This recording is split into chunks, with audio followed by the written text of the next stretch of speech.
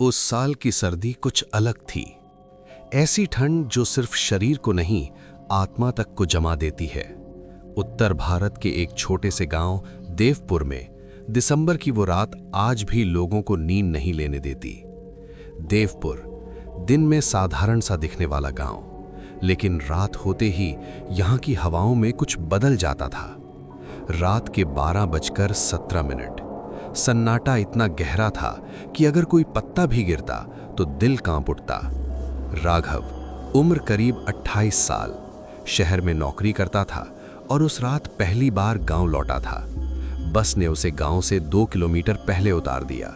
Driver ने जाते जाते सिर्फ इतना कहा, इतनी रात को यहां मत रुको, तेज चलो। राघव हंस पड़ा। उसे लगा गांव वाले आज भी अंधविश्वासी हैं, लेकिन उसकी ये हंसी ज्यादा देर नहीं टिकी। देवपुर की वो कच्ची सड़क, जिसके दोनों ओर सूखे पेड़ खड़े थे, ऐसे लग रहे थे जैसे किसी ने उन्हें जिंदा दफना दिया हो।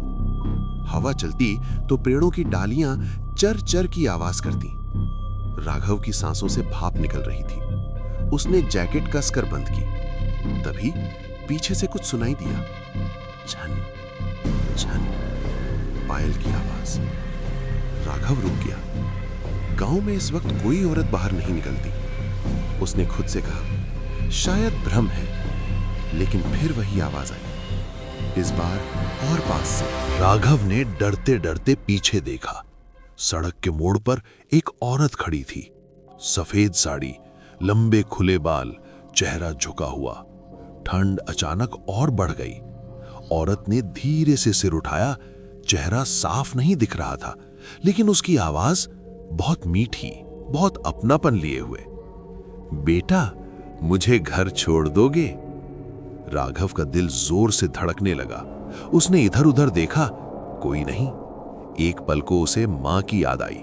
उसने हामी भर दी। वो औरत उसके साथ चलने लगी, लेकिन कुछ अजीब था। उसके कदमों की आवाज नहीं आ रही थी।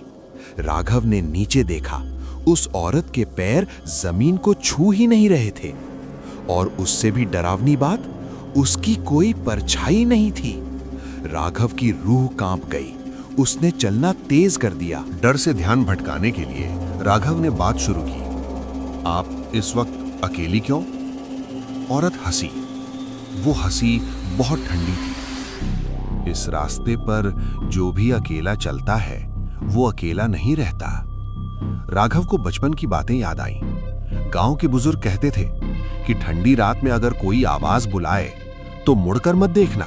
चलते चलते औरत अचानक रुक गई। हवा तेज हो गई, पेड़ झुकने लगे। मेरा घर आ गया। राघव ने सामने देखा, वहां कोई घर नहीं था, सिर्फ पुराना शमशान। राघव पीछे मुड़ा। औरत का चेहरा अब साफ दिख रहा था। आंखें पूरी तरह काली, मुंह से खून टपक रहा था। गर्दन उल्टी मुड़ी हुई। उसकी आवाज बदल चुकी थी।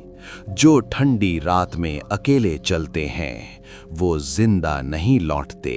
राघव भागने लगा, लेकिन पैर जैसे जमीन में धंस गए।